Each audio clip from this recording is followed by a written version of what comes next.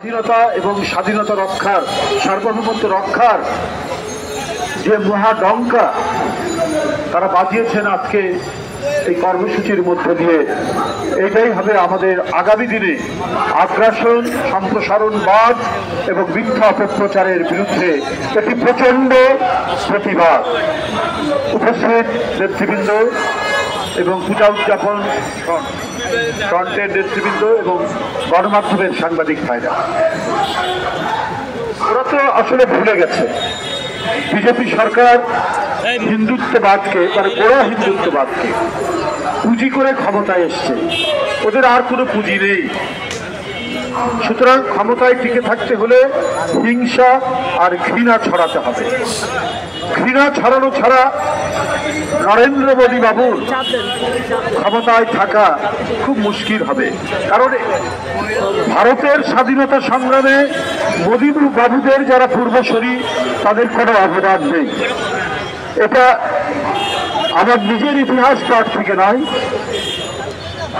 বাংলা সাহিত্যের একজন খুব নামকরা লেখক অন্নদা শঙ্কর রায় তিনি তার একটি লেখায় বলেছেন যে ভারতে যারা হিন্দু মৌলবাদী রাজনীতির সাথে জড়িত তাদের ভারতের স্বাধীনতা সংগ্রাম অথবা এই উপমহাদেশের স্বাধীনতা সংগ্রামের সাথে এদের কোনো সম্পর্ক ছিল না, এদের কোনো অবদান নাই।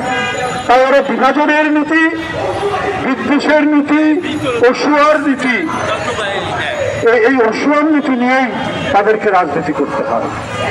এটা আমার কাছে অবাক লাগে যে ভদ্র মহিলার প্রতি আমাদের একটা শ্রদ্ধা ছিল, একজন অসাম্প্রদায়িক সেকুলার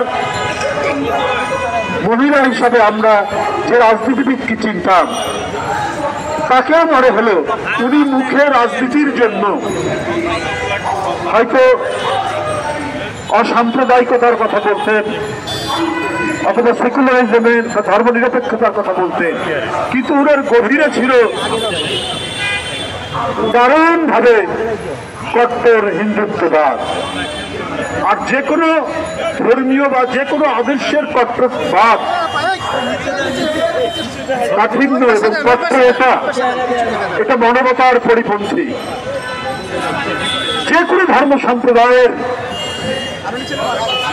চরম কট্টর নীতি হচ্ছে মানবতাবাদের বিরুদ্ধে যায়।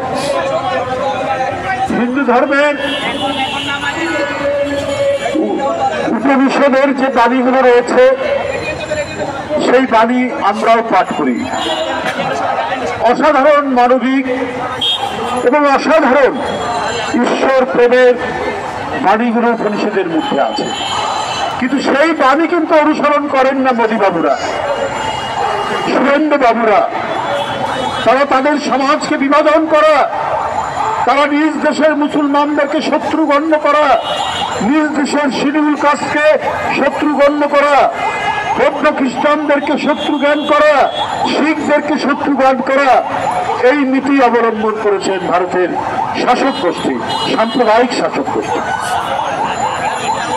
তাদের গানের কোরাসের সাথে মিল রেখে এখন কথা বলছেন মমতা ব্যানার্জি, যাকে আমরা মনে করতাম এই অঞ্চলের একজন অসাম্প্রদায়িক রাজনীতিবিদ, কিন্তু তিনিও নন। তিনিও অত্যন্ত গভীরে সেই কট্টর ঘৃণা ছড়ানো হিন্দু মৌলবাদী বা কট্টর